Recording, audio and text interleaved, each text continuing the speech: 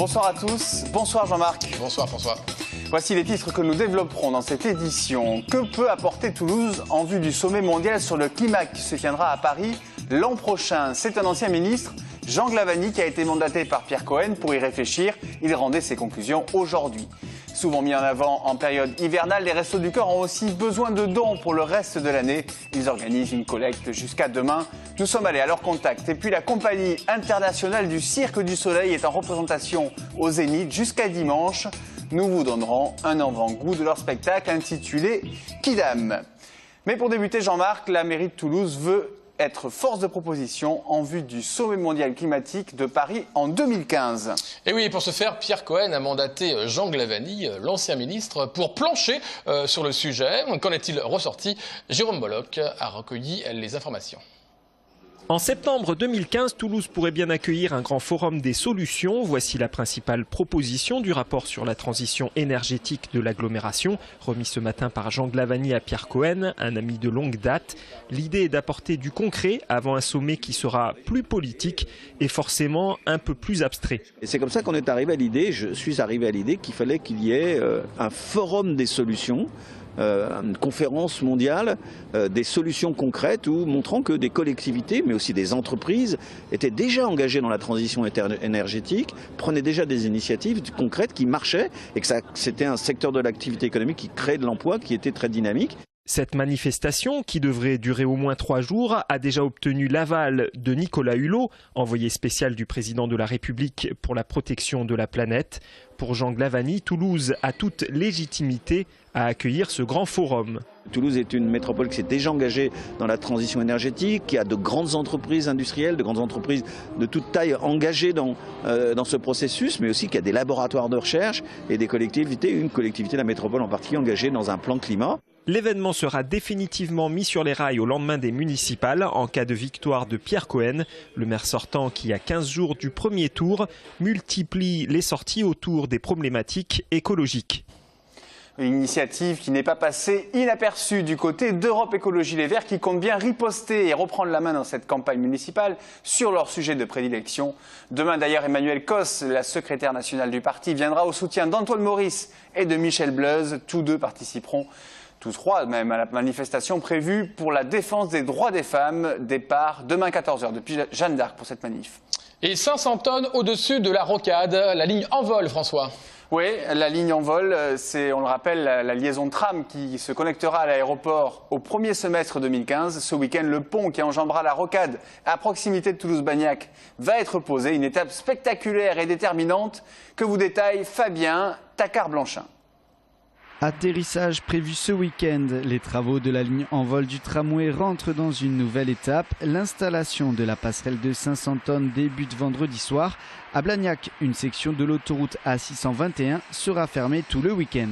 Cette semaine, donc, c'est vraiment la phase la plus délicate qui maintenant est sur ce que l'on appelle le chemin critique de l'opération. Donc c'est le lançage d'un ouvrage pour franchir l'autoroute A621. Et donc pendant ce week-end, on va faire une opération qu'on appelle le lancement de cet ouvrage. C'est-à-dire que l'on va réussir en un week-end à faire franchir à cette structure métallique, à cette charpente métallique, la brèche que constitue l'autoroute. L'autoroute sera fermée dès vendredi soir 23 h et jusque lundi matin 5 h 30. La section concernée se situe entre l'échangeur Saint-Michel et celui du Ritouré. Commencés il y a un an, les travaux de la ligne en vol permettront de relier l'aéroport au centre-ville de Toulouse. Mais l'opération de ce week-end se révèle très minutieuse. Avec une vitesse d'à peine plus d'1 mètre par minute, c'est un véritable travail de fourmi qui attend les ouvriers. Nous allons progressivement pousser l'ouvrage au-dessus de l'autoroute. Alors, spectaculaire, je ne sais pas. Ce qui est spectaculaire, c'est quand on ouvrira l'autoroute, tous les automobilistes vont voir un pont assez gigantesque, qui pèse quand même 500 tonnes, qu'ils n'avaient encore jamais vu. Donc ça, effectivement, ça va changer énormément le paysage. Un changement de paysage pour un coût total de 69 millions d'euros, financé en partie par le département et la région. En chiffres, la ligne en vol, c'est 2,5 km pour une prévision de 7500 usagers par jour en plus. Son ouverture est prévue au printemps 2015.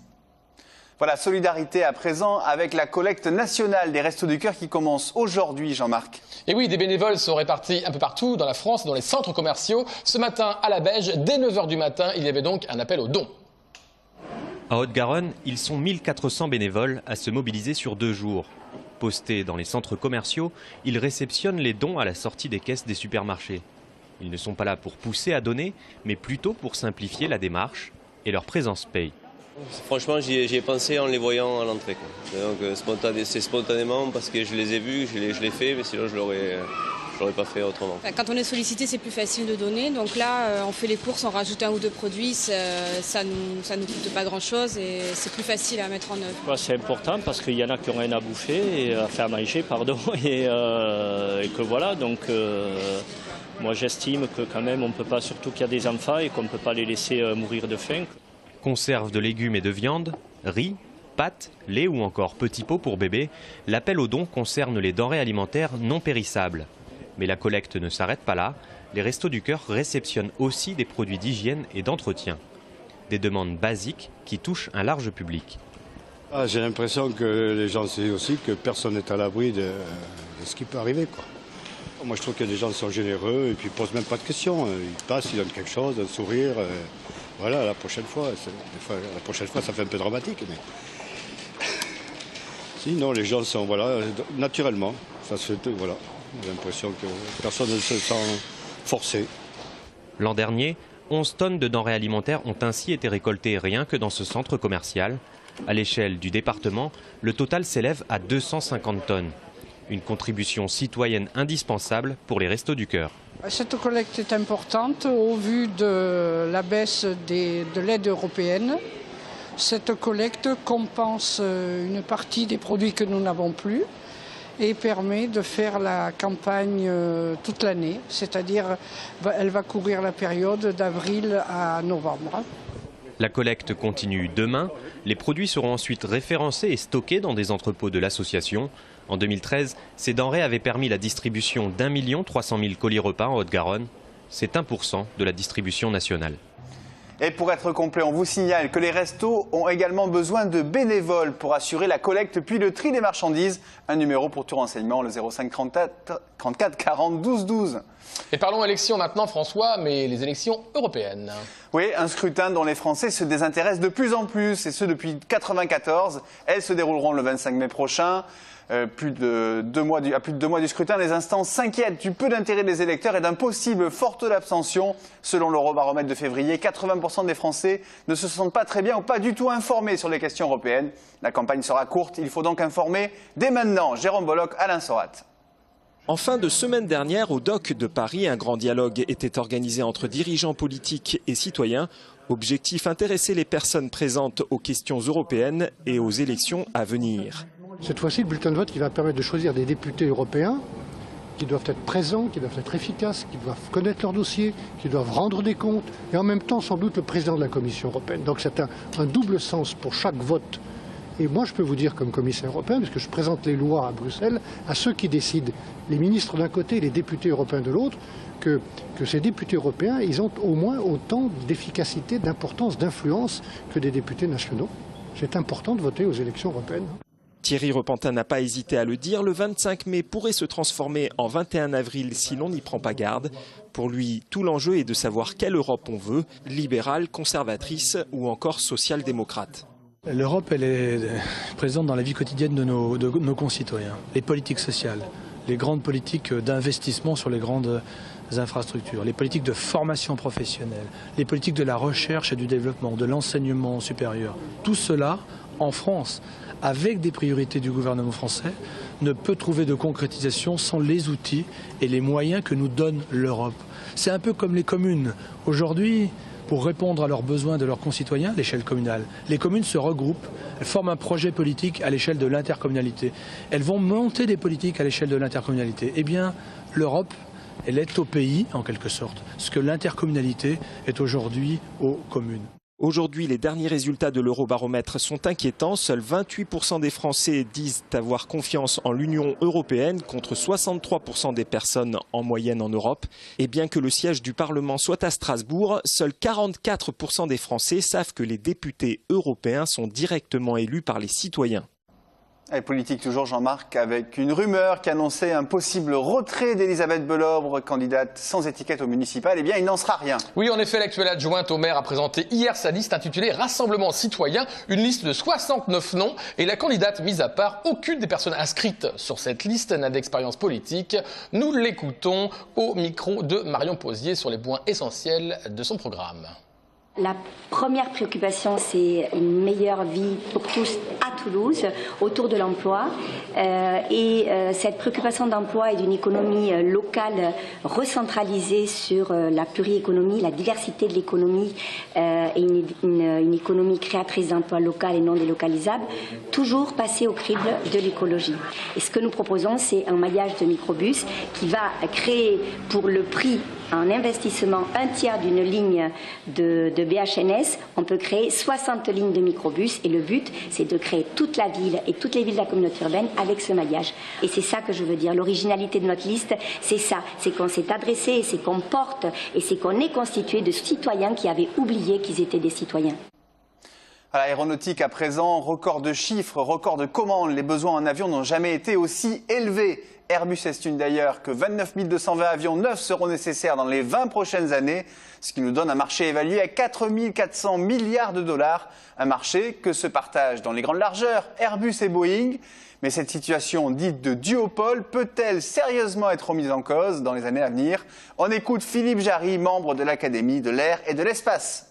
Alors, est-ce que ces deux constructeurs ont industriellement la possibilité de répondre à toutes les demandes? Deuxièmement, les compagnies aériennes ont besoin d'avions très diversifiés, du plus petit court courrier au très très gros long courrier, en passant par le gros moyen courrier, le gros court courrier, etc. C'est très difficile d'être présent partout. Peut-être qu'un troisième constructeur pourrait venir avec un avion qui remplit un trou qui n'est pas occupé actuellement. Alors qui des autres constructeurs sur le monde pourrait pointer le bout de son nez? Alors, on ne peut pas démarrer de rien, il faut regarder les constructeurs qui ont déjà de l'expérience. Ouais.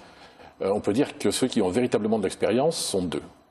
Il y a le Brésilien Embraer, qui est là depuis quelques décennies et qui a vendu plusieurs milliers d'avions, qui sont reconnus maintenant dans le monde entier. De même, le Canadien, Bombardier. Ce sont les deux principaux concurrents d'ATR aujourd'hui. Voilà, ce sont les deux principaux concurrents d'ATR, mais ils font plus qu'ATR, c'est-à-dire qu'ils créent des avions aux alentours de 100 places. Donc ils veulent développer des versions un peu plus grosses. Ils ont un soutien de compagnies aériennes, ils ont vendu à plus de 100 compagnies aériennes, donc le marché les reconnaît comme des sociétés qui savent concevoir, dessiner, certifier, produire et soutenir en service. C'est tout ça dont le troisième avionneur aurait besoin. Alors il y en a un autre qui n'a pas tout ça, mais qui a la volonté et la puissance potentielle. Il nous vient du continent asiatique, évidemment. C'est évidemment la Chine. C'est Comac. La Chine qui a utilisé les promesses de son marché pour attirer aussi bien Airbus que Boeing à lancer des programmes en coopération. Mais d'ailleurs, Bombardier Canada et Embraer Brésil ont aussi des coproductions localement en Chine. Interview extraite d'Aerospace Mag à retrouver dans son intégralité ce soir à 23h20 et demain à 12h35. Et nous parlons sport maintenant et nous commençons par le hand. Oui, car ce soir à 20h30, le Phoenix Toulouse Handball a une belle opportunité de conforter son excellente 4e place au classement. Ils reçoivent le Pays d'Aix Université Club, actuel 10e, où évolue notamment Luka Karabatic, frère de Nicolas, qui évolue à Barcelone. Un autre temps fort de ce week-end, c'est la reprise, François, du tournoi des 6 nations avec des joueurs de Castres et du Stade Toulousain en équipe de France. La rencontre, c'est Écosse-France, c'est à suivre demain à 18h. 4 Castrés sont dans le groupe. Dulin et Brice Mac, le talonneur, sont titulaires. Thalès et Classens remplaçants. Côté toulousain, Médard, Huget et Maestri débuteront.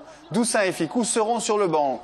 La France ne peut plus viser le Grand Chelem après sa défaite au Pays de Galles, mais la victoire finale reste envisageable. Cela passe bien sûr par un succès chez les chardons écossais. Et puis une autre info rugby, en tout cas ça bruisse sur Twitter avec la probable signature pour 3 saisons d'Alexis Palisson que l'on devrait voir marqué contre son futur stade, le stade toulousain. Actuel joueur de Toulon, il peut évoluer au poste d'ailier ou d'arrière et c'est plus spécifiquement pour jouer à ce poste qu'il rejoindrait, c'est bien le conditionnel, Toulouse. Donc c'est à confirmer, François. Et ça a confirmé, en attendant une institution pour les amateurs de course à pied, c'est le semi-marathon de Blagnac, disputé depuis 1987. Alors le semi, c'est pour les plus courageux. Il y a aussi un 10 km classique, un 10 km de marche nordique et un 10 et 21 km en rando roller, le tout sur un parcours rapide et plat. Il est encore possible de s'inscrire sur place pour vous, Jean-Marc, rien n'est perdu. Voilà en tout cas. Je vous laisse la priorité sur le marathon. Vous êtes bien aimable, vous me porterez alors. Voici pour l'essentiel de la page sport de cette édition. Et on va conclure avec un peu de culture. Allez, j'y vais. Kidam, c'est le nom du spectacle du Cirque du Soleil à voir au Zénith jusqu'à dimanche. Marion Posier et Pierre Belouski vous en donnent un avant-goût. Le mythique Cirque du Soleil fait cette semaine un détour par la Ville Rose. La troupe du spectacle Kidam, créée en 1995, se produit pour la première fois en France cette année. Une compagnie qui réunit 90 personnes, artistes et techniciens de plus de 20 nationalités. En 20 ans, les représentations ont sans cesse évolué grâce à la participation de chacun. On s'inspire énormément de nos artistes. Une création originale va être créée à partir de la sélection d'artistes qu'il y a en ce moment. Et ensuite, quand on remplace les artistes, il y a des nouveaux qui arrivent, ils amènent tous une certaine couleur. Et c'est là que c'est bien de pouvoir développer autour de cet artiste. Les artistes qui sont en déplacement tout au long de l'année, l'ensemble de l'équipe sillonne les routes à travers plus de 40 villes du monde, un mode de vie à part. Le fait de voyager 100% du temps, c'est la chose la plus merveilleuse de notre travail et aussi la plus difficile. Il y a des moments où on aimerait beaucoup être à la maison. C'est pas tout le monde qui est capable de vivre quelque chose comme ça. Je dirais qu'il faut être très flexible, il faut être très sensible. Mais pour les artistes, vivre en communauté a ses avantages. Plus que le travail, c'est aussi des moments de partage. À chaque jour, c'est comme si je voyageais dans 20 pays différents. C'est pas une ambiance qui est faite pour tous. Ça demande beaucoup d'ouverture d'esprit. Ça demande aussi beaucoup de remise en question. Parce que ce qui est évident pour moi, puis ce qui est acquis pour moi, est complètement différent pour quelqu'un d'une autre culture. Fait que parfois, il faut apprendre à se remettre en question, de faire « Ah, wow! » C'est une différente ouverture d'esprit, mais ça fait que c'est une ambiance merveilleuse à travailler. Cette grande famille a déjà donné 2 représentations au Zénith de Toulouse. Pour ceux qui n'ont pas pu y assister, pas de panique, le show continue jusqu'à dimanche. Un spectacle qui risque de surprendre autant les amateurs que les amoureux du cirque. Voilà pour le Cirque du Soleil. Avant de se quitter, on vous rappelle donc l'information pratique importante pour ce week-end. C'est l'accès à l'aéroport Toulouse-Blagnac qui est contrarié par la pose de cet ouvrage d'art, de ce pont qui va enjamber la rocade. Soyez donc prévoyants si vous avez un avion à prendre. Et on peut dire qu'en 2015, donc a priori au printemps 2015, tout le monde pourra prendre cette ligne en vol tramway pour aller non pas en voiture à l'aéroport, mais en tram. Premier semestre 2015, en effet. En attendant, voilà, un petit peu de prévoyance.